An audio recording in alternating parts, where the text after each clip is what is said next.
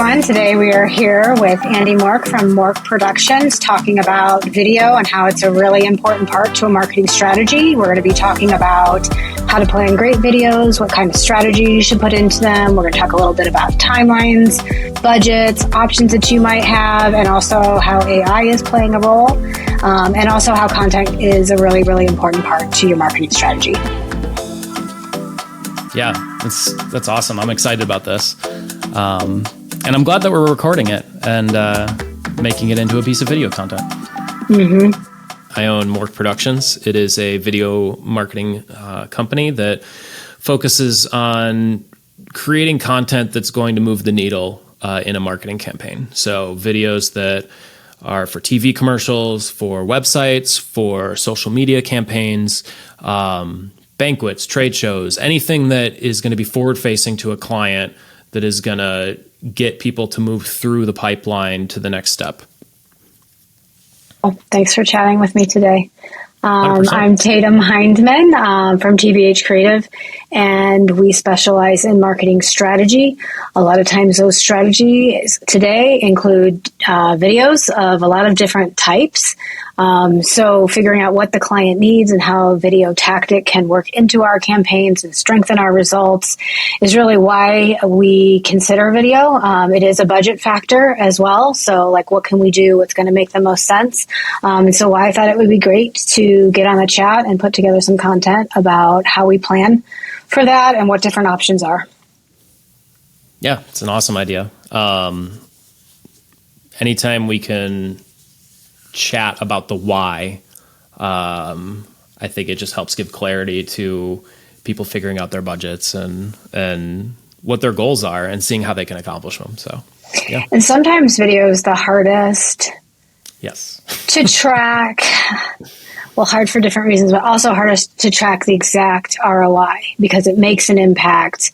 I was thinking about this yesterday, about us doing this and like which different videos we've done and all the different types. But we did a discovery session with a client a couple years ago where we got to talk to doctors and what they liked best about their marketing over the last 5 to 10 years. Mm-hmm. And it was very interesting because we had done, paid ads, big campaigns, new website, brand stuff, and many of them pulled out a commercial.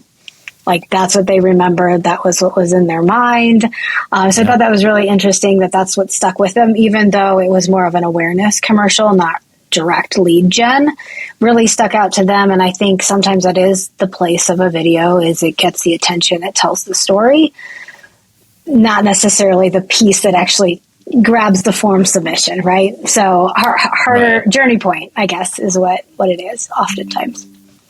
Very much so. Yeah. I mean, if you look at a lot of extremely large companies, in the food space, for example, like Coca-Cola or McDonald's, from an ROI standpoint, like even for them, it's probably hard to measure how many new cans of Coke were purchased because of the polar bear commercial or what have you. But it is more just connecting the brand with the culture and associating their product with the day-to-day of life, which is why brands like that oftentimes sponsor sporting events. You look at beer commercials and how they've aligned themselves with sports and how it's like, oh, you should crack open a beer when you're watching the football game. Sometimes those things are hard to measure on how that actually affects sales, but it definitely does move the needle. But the temptation is often to think in hard and fast numbers, what's the direct ROI? And when you can't fully measure that, it becomes hard to figure out where to spend your dollars, which is why video is a bit of an enigma.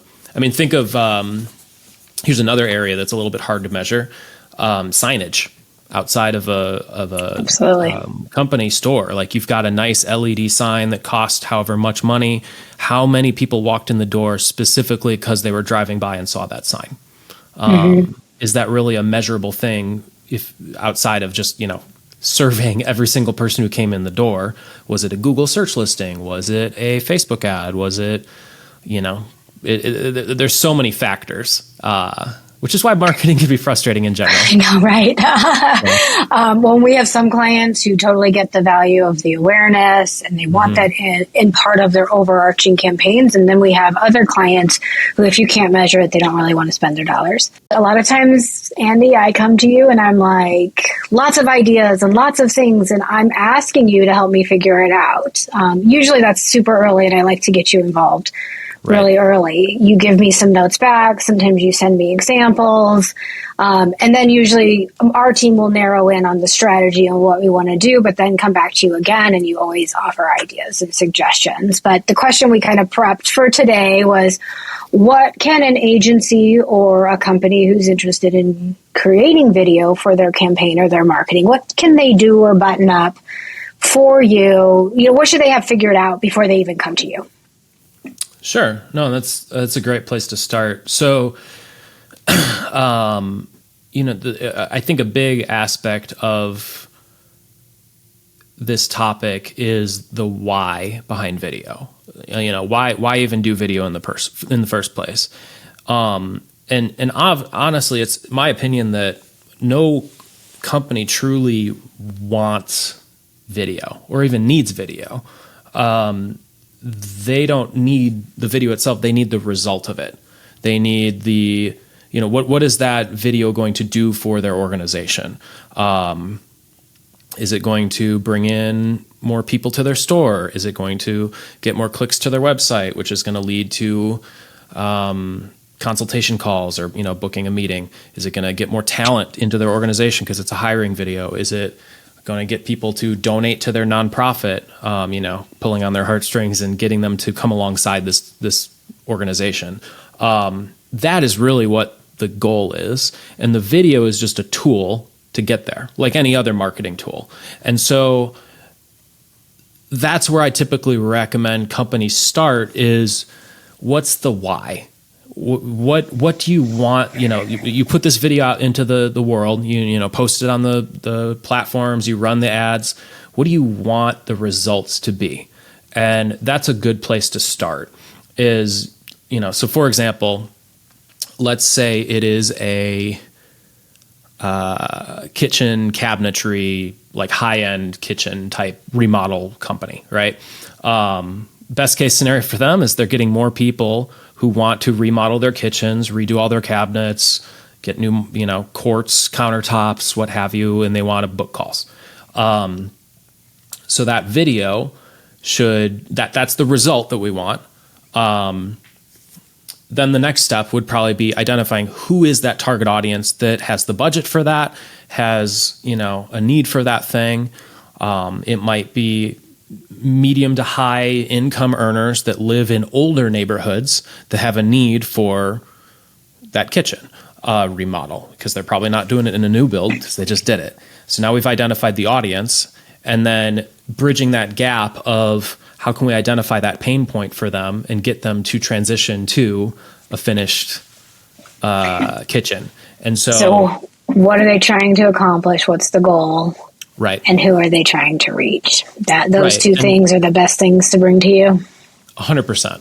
So with that, bridging that gap of showing this prospect, here's where you could be. Here's how we solve that problem. And we're the vehicle for you to get to that dream kitchen, which is going to make them want to engage with the next step. But until you have that target audience, the thing that you provide and what you want them to do after that video, there's no point in producing anything. We've had people come to us and literally say, I think we need a video for our company. I'm like, why? And they're like, well, companies have videos. And I'm like, okay. So like, you just want to spend money just for the sake of money. And there's been times where I've referred them to marketing agencies first to get their strategy in play before engaging on video, because the last thing I want them to do is spend, a significant portion of their budget on a video that's not going to accomplish anything for their company. That's really smart. And I would say we've actually been in situations a few times where clients have produced videos and not distributed them. And so they've invested. That also doesn't help either. Yeah. Right. And normally I would say the video production company is not the one helping with distribution or optimization of the video.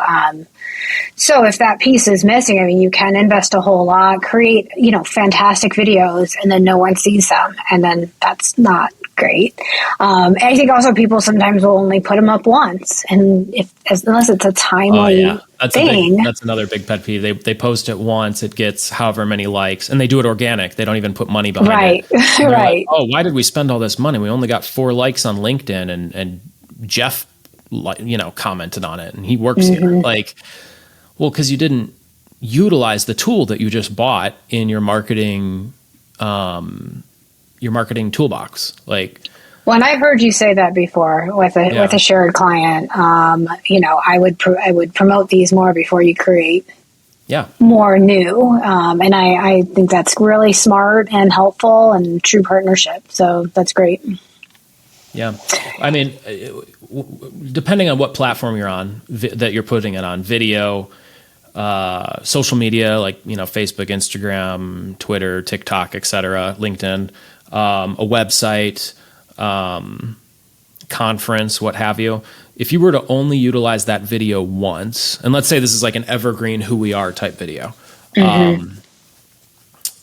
you can't expect your entire prospect base to have caught that one time you post, right? Or the one time there was that event, they couldn't make it because there was rain or they just weren't there. And whenever they see the video, that is their first time interacting with that video. So it's irrelevant to them if you posted it 40 times before that.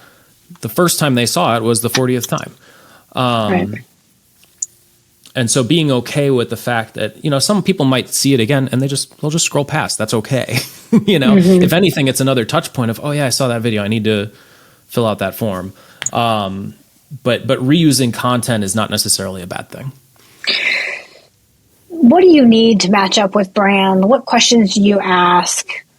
I guess, what do you need from them to help align and keep it in sync? If that's the goal, to stay in sync. I mean, sometimes there are reasons to be a little more bold in a video, but in general, you still would want the brand to line up. So what do you need when someone's coming to you to line that up? Yeah. That's an interesting way to put that. Sometimes it's seeing, because we're rarely working with an organization that is absolutely fresh, like day one, right? Which means there's existing marketing.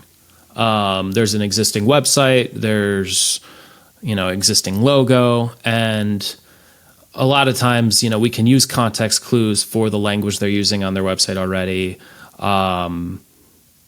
The copy that they have, the colors that they've chosen, and even, in the case of a physical location, how they align their store, and let that inform how we're going to approach the video. Now, if there is a business that's been around for, let's say, 75 years, and they need to switch things up, they're sick of the old way of doing things, the Times New Roman fonts, the very static gray stuff. They want to add a splash of color and energy. That's where the questions come in. Well, why is that? How does that align with, your service? How do you want your clients to feel? There are certain industries that very naturally comes out of just the service itself. So for example, an art gallery, how do you walk through an art gallery? It's a very slow stroll. You're soaking in the each of the paintings, and so the video will probably emulate that service. Contrast that with like a trampoline park for kids.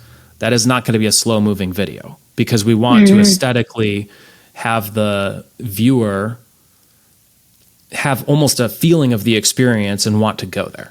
So there's certain industries where the energy of the brand just is kind of implied.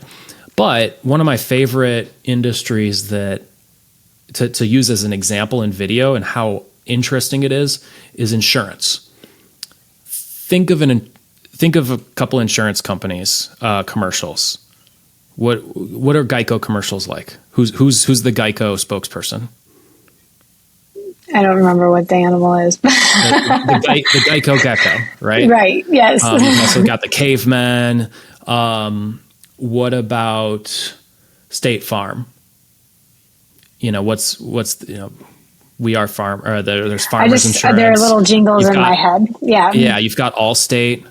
What's the Allstate? Mayhem, right? You've got Flow with Progressive. All of these insurance companies never show their day-to-day because it's boring. It's not, most of insurance is just signing paperwork, right? But that's not what they're selling. They're not selling the paperwork. They're selling peace of mind when there's a hailstorm and your roof is likely about to get damaged, or you left your car outside, but they've got your back. And so it's never about the actual process of working with them. They're trying to exude the emotion of, like Mayhem with Allstate. Stuff's going to happen. We'll be there when it does. Well, and that's really interesting from like the question of brand, because it's almost as though they're going outside of their brand to get attention. So then you're considering what's the uses, what's the distribution, what's the audience need, versus buttoning up, how they might present things in other formats. Yeah. Yeah. Yeah. It's interesting. That's a fascinating industry to look at from like a national standpoint, because it is hard to find an insurance commercial from any insurance company that does not have some sort of weird gimmick. And just seeing I'm going to go rewatch them now, because now that you're pointing it out. Yeah. Every single one of them. It's actually we see crazy. That. We see the opposite with a lot of healthcare. Like we see really boring and dry. And so normally our recommendation for our healthcare clients with video is to be informative and helpful in that type of video, but stand out if you're trying to really not be like everybody else, because everybody else is saying they're board certified experience. Like who's not? I'm sure there are, but like not just to be dry. Yeah. That brings up a bit of a important point. Like, when it comes to marketing, the platform can sometimes affect your message, right? The most extreme example is TikTok, right? People hate being marketed to on TikTok, but it is possible to market on there. It just needs to take a different form. Right. You mentioned the board certification being an important point for why someone would go to a certain healthcare facility. I would argue that being board certified, while that's awesome, is not the reason someone would go there. It's reinforcing the reason they would go there. But step one is, let's say it's ortho, like pain or rehab or what have you, PT. The reason they're going there is to have less back pain, to have their, flexibility in their legs so they can play with their grandkids again, to recover from a sports injury. That's the real goal of work, of going to that healthcare clinic. The board certification, the 100 years of experience, those type of things are just reinforcing to, we're going to solve your problem. Because if that guy has 1 million board certifications but doesn't fix my ACL, I could care less about all this. Like my ACL still sucks.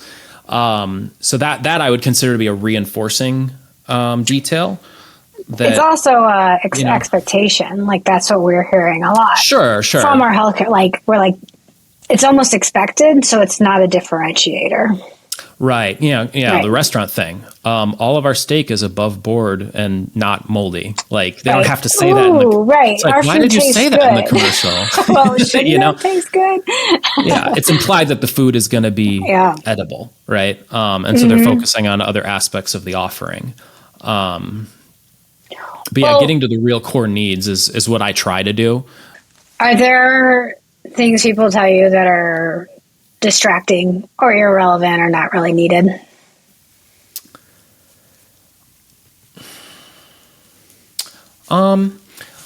I think a common one, and this is especially with larger organizations, is too many cooks in the kitchen, specifically from a leadership perspective, who aren't in marketing. They are tied to the legacy of their brand, how things have been done. It's harder to be creative with that, and a little bit tougher to navigate. I would also say, actually, this is a really common one with especially organizations who have never worked with video before. There is a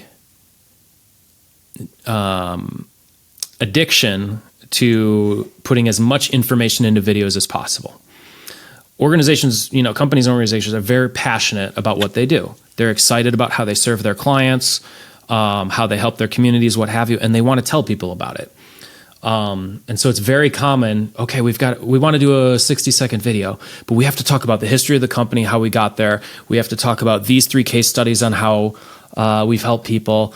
We should probably talk about our culture as well. People care about our culture, and then we need this call to action, but we also do this follow-up thing, and so we should probably talk about that too. And it's like, guys, too much. Have we fit our pricing in? What's our locations? We have 3 locations, but we're building another one. Can we update this video later too? It's a lot, right? Right. And you have to look at the bigger picture of your marketing plan and realize this is just step one. Going back to the signage outside of a building, I'm going to keep saying McDonald's just because it's an easy one. You see the golden arches; those will communicate, "Hey, there's a McDonald's here," but it does not tell you their hours. It doesn't tell you their what's on the menu, what are the specials, what's the pricing. You have to go inside for that.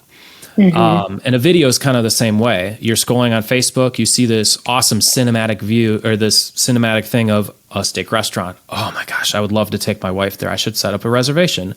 You click on the website. That's when you can now see their hours.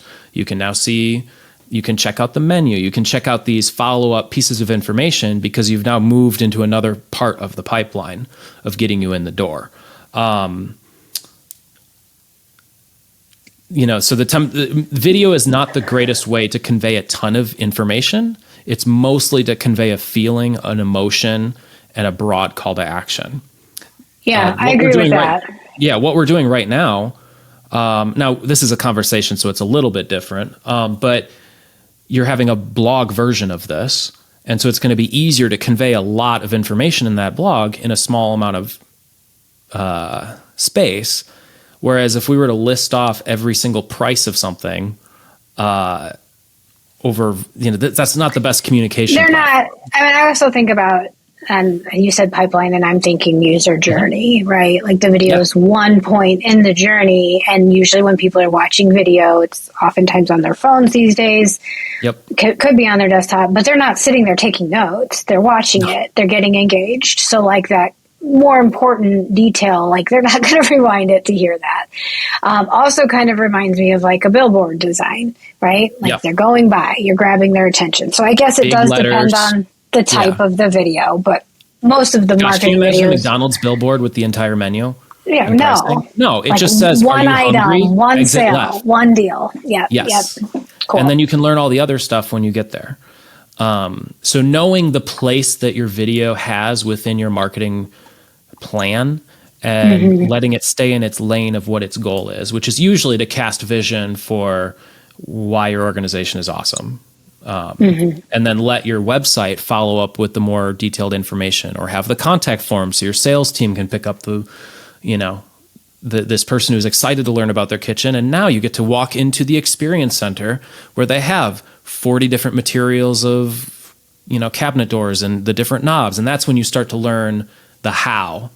Yep. And that's usually how we're using it in a strategy. It's a piece. I mean, and sometimes there's a series and there's multiple hits, but it's not the full journey point. So planning's important, strategy, goals, who it's for, being different, but also staying lined up with the brand. All those pieces are part of planning, as well as distribution. But 2 other really hot topics that we were going to talk about today are timeline.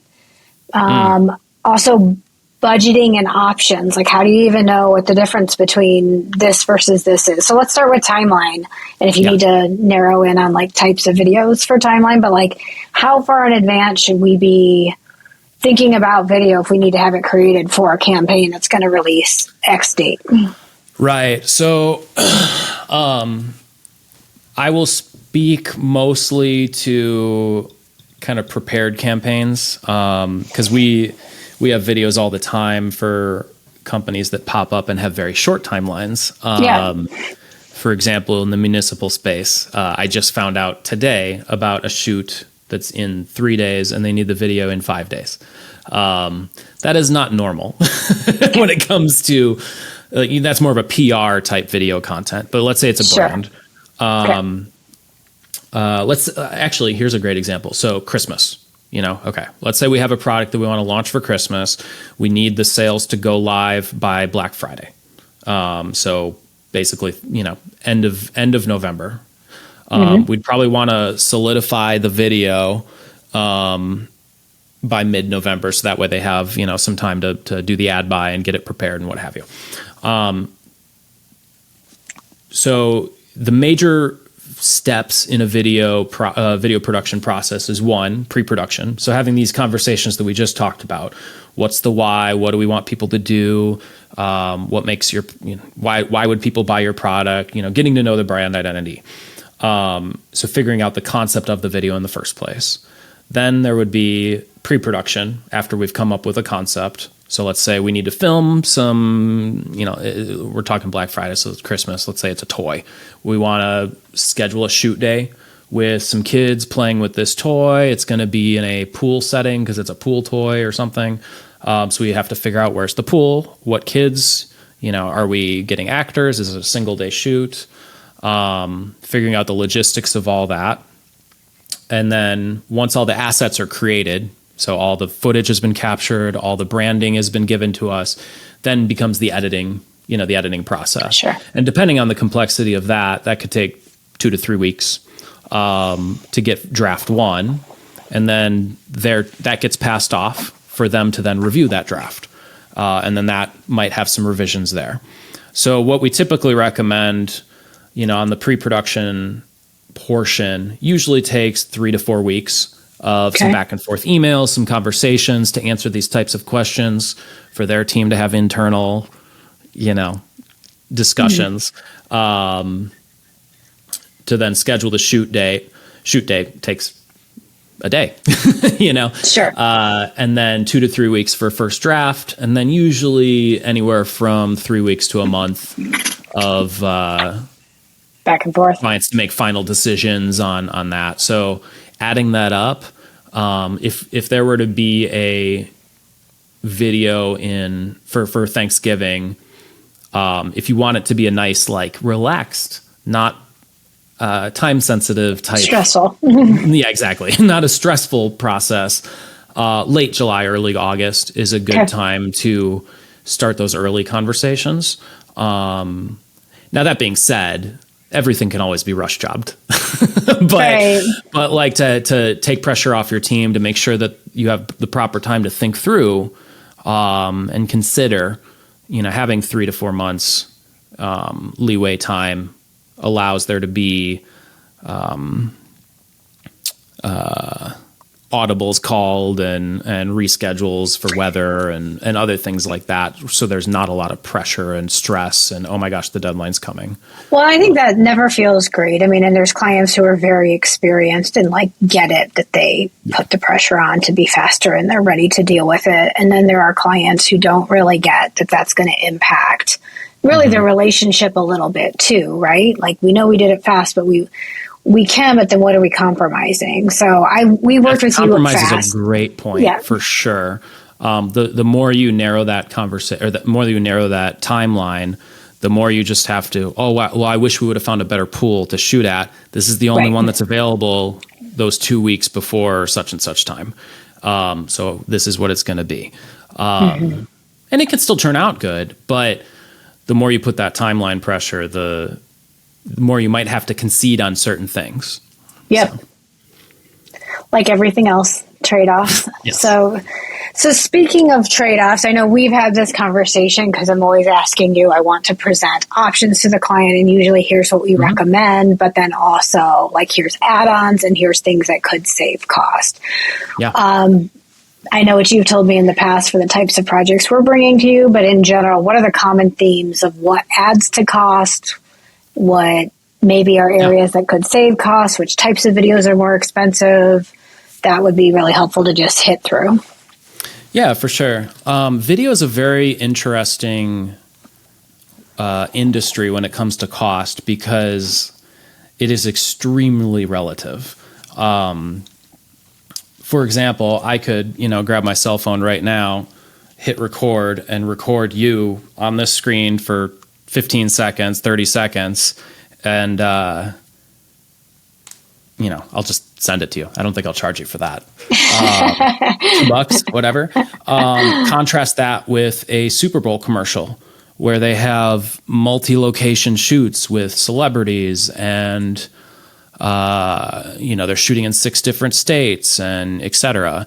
And it is the exact same length video as what I just recorded, but that one was $1.7 million to produce because there was 60 people on set and there were 14 shoot days to capture all these different elements. So video is a very interesting medium to price out because one size does not fit all. So some of the major factors, and I kind of alluded to it already, is number of shoot days, right? The location that shoot is, are there location costs? Like, are we renting out a soundstage? Are we shooting at a location that needs to be rented, like an Airbnb? Are we hiring actors? Typically actors can cost $2,000 to $3,000 for the day if you're working with a talent agency.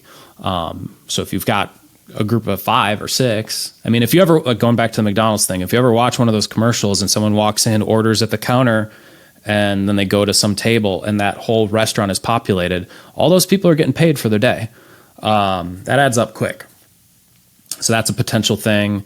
And with that, you've got makeup, you've got catering if you're doing big shoots, that sort of, food. And then on the editing side, how complex is the edit? Do we have, excuse me, are we culling through a bunch of interviews? Did we interview 8 people and we're putting those all into Who We Are video? If each one of those interviews is 45 minutes, someone's going to have to sit down and grab the key sentences out of this one and out of this one and this one and make sure the brand messaging makes sense throughout that video as one voice, despite it being 8 people. That takes a lot of time to do. I think that's a real talent. It takes practice. I mean, people don't think about it like, oh yeah, we did sit there for 2 hours talking and you made that into 1 minute. Like that doesn't just happen from clip, clip, clip. Yeah, because with that, and there's ways to speed up that process, but I mean, there's times where we've shot 2 days in a row of 16 interview days, half hour each, and we've got to put that into a 2-minute deliverable. It's like, is that where a big chunk of the time comes, or is that that's what you guys do every day?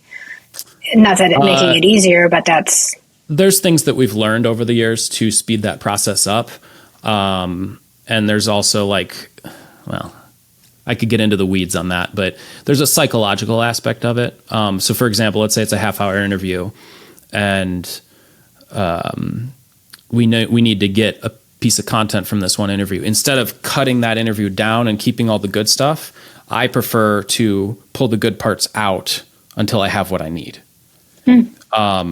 Because in that half hour, there's going to be a ton of awesome content that's just not going to make it into this main video. So anyways, and I'll come back to that point. Editing, the workflow for editing a bunch of interviews is a lot different than just having a voiceover that was scripted. Because now there's not multiple days of editing work to cut that down to a cohesive narrative. Okay, you already have that narrative. So typically voiceover is an easier edit load, but now you got to pay a voiceover artist. Right. So there's lots of things to consider. Is it going to be footage based? Is it going to be motion graphics? Do we use stock footage? Do we use real footage? And all of those things, when we approach video, getting into our philosophy of approaching video, I prefer to see with the client, what is the value of this video for your organization? What are we trying to accomplish with this video? Going back to the top of the conversation, because if there was an unlimited budget, we could do the coolest things in the world. We could hire Brad Pitt to be the spokesperson. We could fly to Bali, and because that's going to be a cooler background. But like from the ROI perspective of how this is going to move the needle for this organization, from a new revenue standpoint, from whatever the goal is, the video doesn't have to necessarily have all the bells and whistles to accomplish the goal that it's meant to do in the marketing campaign. What about animation? What about it? How much does that? So sorry, we were talking about budget and options Sure. and types. Like, how much does that come into play? If they want art over their, live production type videos, does that add significant? Is that something you normally recommend? Does it depend? What does it depend on? Right. So it's dependent on what message we're trying to communicate. So we've talked about healthcare a lot here. But if, let's say you have a SaaS platform that does something for businesses, it's a B2B SaaS platform. Highlighting all the features of that platform is probably going to require some motion graphics to show off what that platform is. And so motion graphics is going to be a better mechanism to communicate that to the prospect than footage. With footage, the downside is we have to have all this equipment. We have to come in and maybe do multiple shoot days. If let's say it's a 4-location company, we've got to go shoot at all those. That takes up time. The benefit of motion graphics is you don't have to do that. But the downside of motion graphics is once we go shoot that scene at one of those locations, you can just take a 30-second clip, boom, there's 30 seconds of video. But with motion graphics, every single second has to be created and curated by an editor. I have found that a fully motion graphics video and a fully shot video tend to be very similar in price. Yeah. Because with this one, with the footage-based one, you don't have as much time that you need to edit it because it's footage-based, but you had to go get the footage. And on this one, you don't have to go get the footage, but it takes longer to edit each and every second. Well, and I can weigh in on that as an agency collaborating with a video company, usually to go out and get that footage. Oftentimes we've had to create the art. And so then I'm looking at what are the costs to do the footage, if you're doing footage at all, or do the production level work. And then what's the cost for custom artwork? And that can be quite time intensive depending on the level of detail, especially with characters involved. When we've done that, especially with characters involved. Yes. Now, I really loved, we did a video together where it was live production of showing off a space, an event space, and you added just little bits of motion graphic on top to like highlight what we knew and what was going on in the voiceover of what the area was, but you were just like highlighting the areas. To me, that was a really nice, not really high end, time intensive motion graphics, but little nice added splash. So that was a really nice add-on that you guys did with us for that that's one. A nice, simple way to accentuate, because the footage is already showing the space, but to accentuate it with a little bit extra of, however many square feet the room is, or how many people it can hold, or highlighting, in this case, you're referring to a co-working space for a facility. And so showing off the features that they would be able to access. So live cameras, they can do Zoom calls abroad and what have you. We can show that with the footage, but being able to make call outs and point out things that they might not have noticed in the shot unless we point it out, makes that video more effective and shorter. Because we don't need to, you can communicate multiple things at the exact same time. I'm a huge fan of, I don't want to say run and gun because we still shoot quality, but I'm not a huge fan of hiring a bunch of actors and all the massive bells and whistles that come with a super expensive video production, because I think there's a massive value to authenticity. In the case of healthcare, interviewing a former patient who was obese or something and went through one of the surgeries that allowed them to lose weight, and now they're able to play with their kids again, or they're able to walk around their neighborhood and participate with the block party. That impact story is gold. And, we don't have to hire all these people. You can shoot that for a much cheaper price and show off how amazing your healthcare organization is, and make that person feel even more special by giving them an opportunity to share their story. Right. And it probably lives forever. Yeah. And it can be used for very SEO. Evergreen, for sure. Yeah, that's what I love about it. Now, if it's, I guess, maybe a notch up, where then you're also coming out to the healthcare organization and you're filming in the surgery, like that's going to add to your costs. And it also may date it a little bit based on the room, the equipment, all those things, but it does add a little bit more of the story to it. So how much storytelling, or what are all the tricks? But that's super helpful. I think we missed one topic that we should talk about. Yeah. And that is how important it is to make content in the first place. Oh, yeah. Because right now we're talking, right? We're having a conversation about marketing. It's been an hour or so.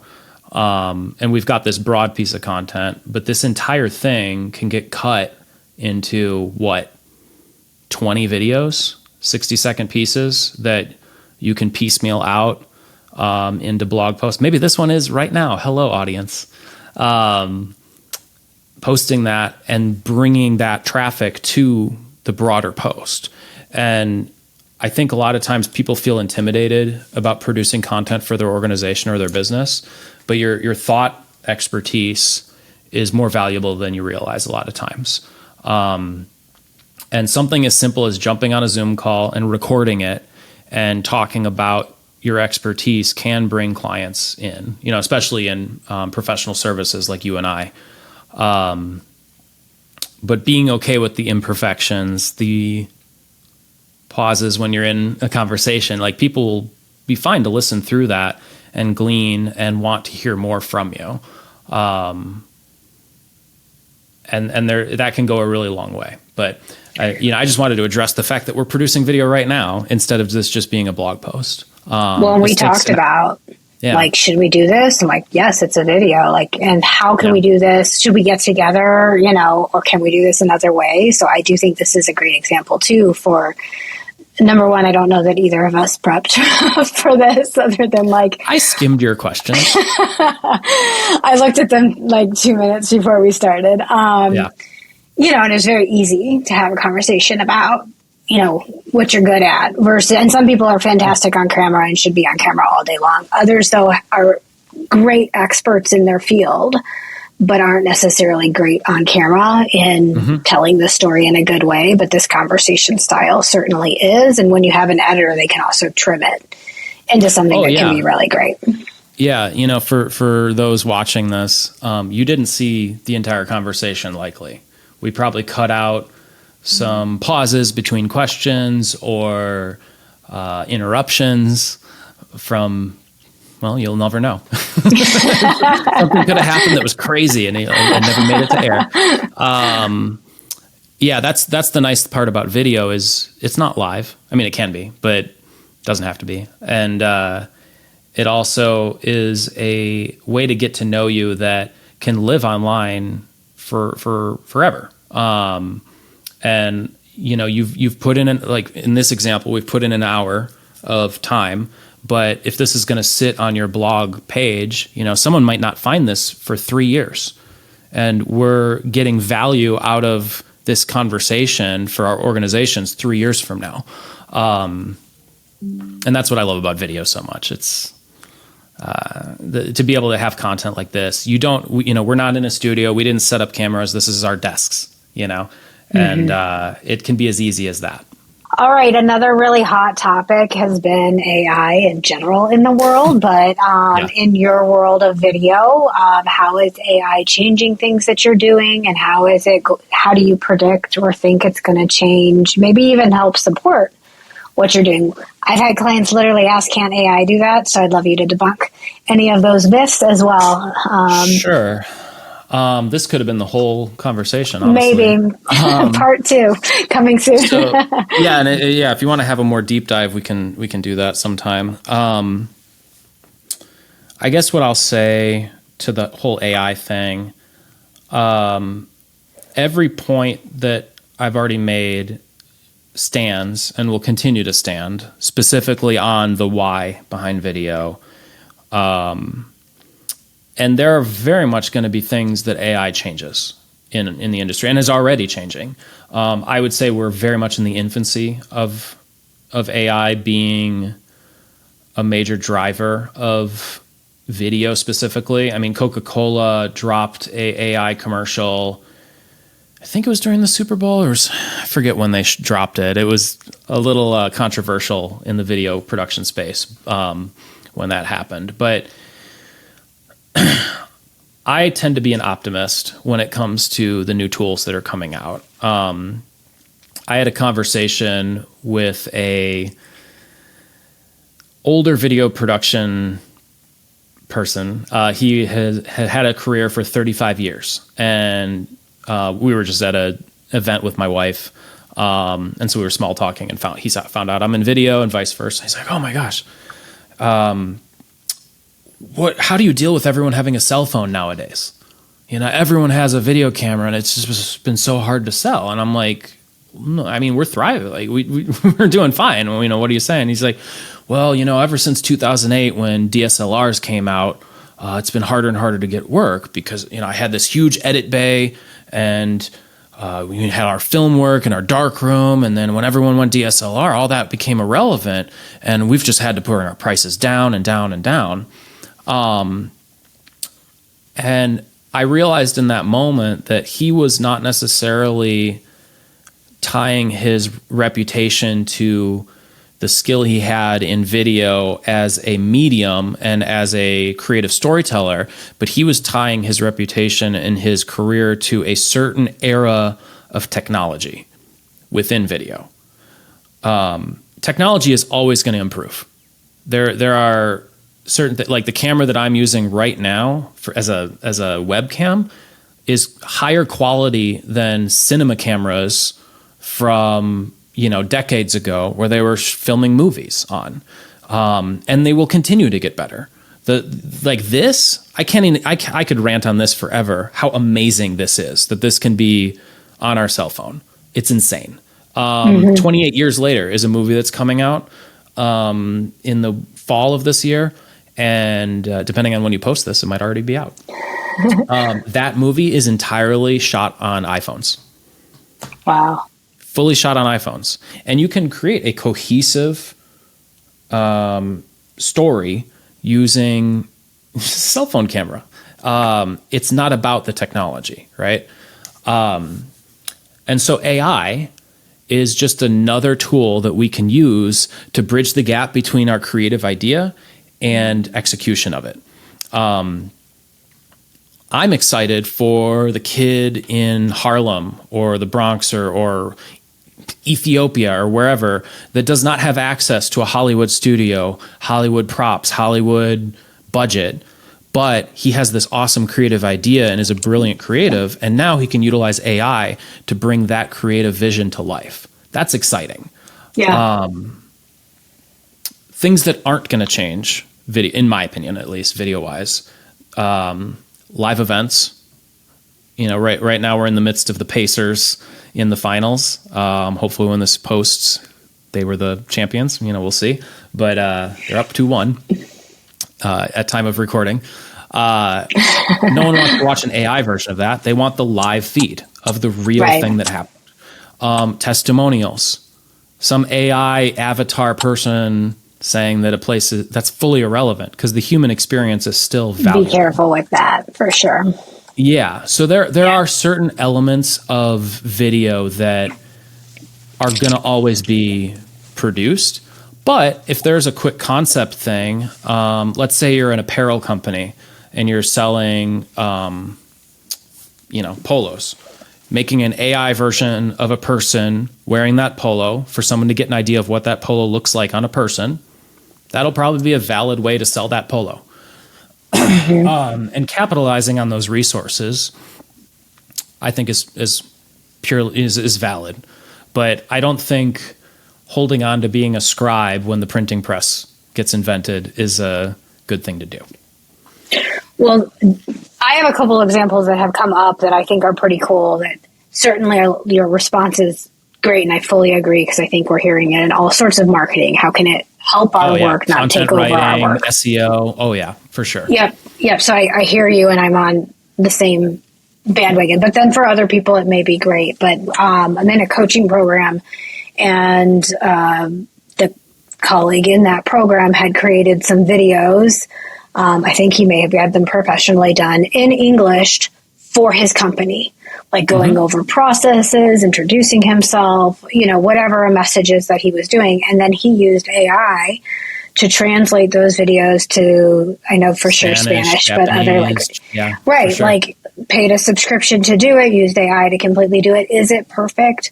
No, but is it like pretty darn good? Like his mouth's smooth. I mean, it's kind of crazy how good it'll it could adjust be. the mouth, and we've played with that tool, and it's amazing. Yeah. And it was for internal. So I think if he was producing it for a customer, he, maybe closer attention to how, is it as perfect as he'd want it to be?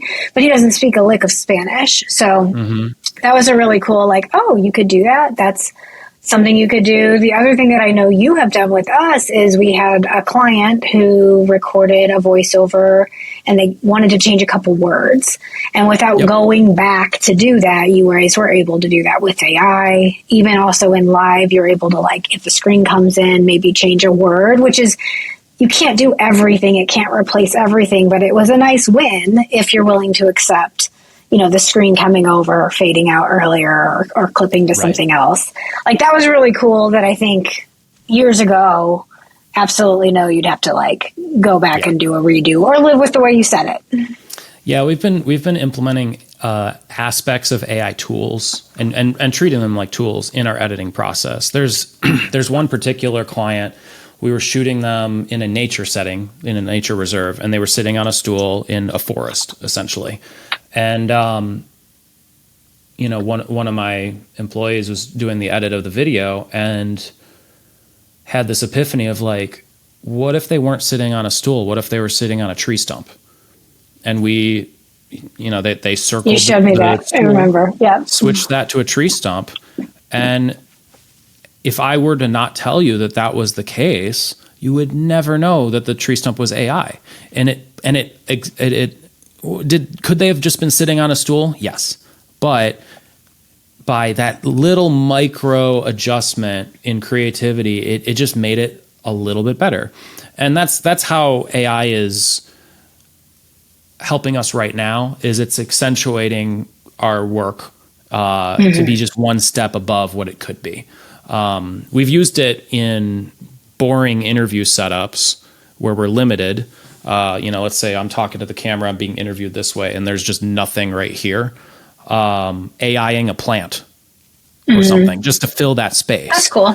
Yeah. And, in AI's taking jobs or what have you, that's a whole discussion. But for me to go buy a plant from At Home or wherever just for one shoot, and, it's waste, right? But right. I like that type of implementation. What about sound? Is AI helping anything with sound? Sound has been amazing. That's almost become standard to every single video we produce now. Is the audio filters have gotten so robust. It used to be we had to be very quiet on the set. If anyone was talking anywhere close, it would be a whole thing. But now you could be in a busy coffee shop and there's humming fridges and people walking in and out and a conversation happening 10 feet that way. And it can fully isolate your voice as if you're on a podcast mic. That's awesome. I remember a shoot like 10 years ago, and we had air conditioning vents in the building, and they were pretty loud. I remember we were like stuffing things into the vents to prevent that for the shoot. Now you're saying today we would not have to do that. Not anymore. Yeah. Cool. I mean, we used to have to wait for air conditioning to turn on and off because if you're jumping between, going back to the 16 interviews thing, if one of them was when the air conditioning was on, one of them was off. Now in the audio for that video, it's going to sound really bad, but now we can make them fully clean all the way across. So again, that is an AI tool that is bridging the gap between our creative goal and the finished product. And that's awesome. And for someone to do that, and clean that audio up manually, like from human term, or at least how they used to, would take days. Yeah, that's like the photo editing for our work. It's just, and your work too, I'm sure, just so much smoother. Cool. Is there Photoshop 20 years ago to Photoshop now with like the cloning tool? Yeah. Oh my goodness. There's a million things that we're not demonizing that. I could pull out my college huge thing that I did, and today I'm sure that would be so easy to do. But rotoscoping 20 years ago versus rotoscoping now. Right. I still am valued for the skill that I learned in doing that project. But anywho, thanks everybody for joining us today to talk about video and marketing. Hopefully you had a few good insights throughout the conversation. As always, reach out to us if you have any marketing questions, leave comments. We'd love to hear them, and let us know if you're interested in any projects together. Thank you.